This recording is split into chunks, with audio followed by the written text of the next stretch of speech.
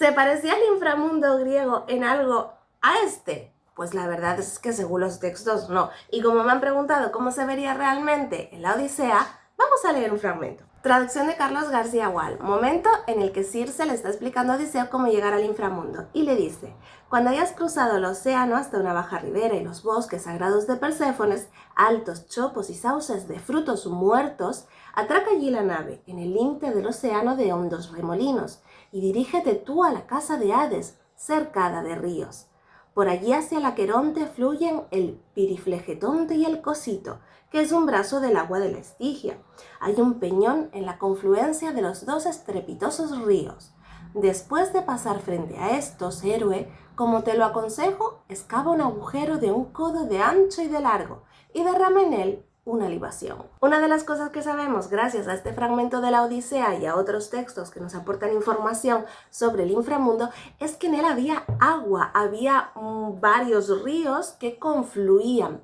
Algunos son más conocidos, por ejemplo tenemos el Estigia, que es de los que más se suele nombrar, porque según Virgilio, en la Eneida, un autor posterior de época romana, es el río que debían pasar las almas en la barca del barquero Caronte para trascender al más allá. También este es el río por el que juran los dioses, ¿no? En su juramento más sagrado, ese que no pueden romper. En muchos mitos encontramos eso que dicen: te lo juro por las aguas de la laguna subterránea. Hablan de la Estigia. Y también es el río en el que la Nereida Tetis sumerge a su hijo Aquiles para otorgarle esa capacidad, esa invulnerabilidad que hace que resulte tan difícil matarlo, salvo por ese pequeño punto de su talón, que es por donde la diosa sujetaba al bebé cuando lo introduce en el agua, porque las corrientes de la Estigia eran oscuras, eran turbias, entonces no podía meter al bebé y soltarlo porque igual no lo veía para sacarlo después. También tenemos, por ejemplo, información sobre el río Aqueronte en Pausanias. Pausanias dice que el Aqueronte,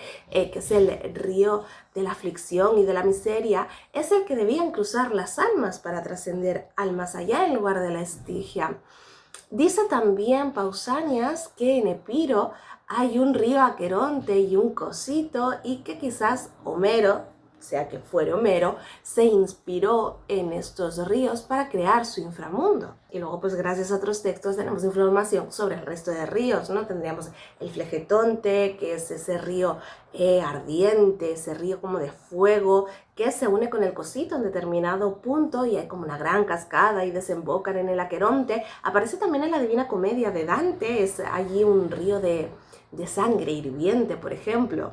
Este Cosito que nombramos una y otra vez, que es un afluente, pues bien de la Estigia, bien del Aqueronte, según a quien leamos, es el río de las Lamentaciones. Y por último tendríamos otro de los más conocidos, que es el Lete o el Leteo, que es el río del olvido, las aguas del olvido, que es en las tradiciones en las que se da la transmigración de las almas cuando hay reencarnación.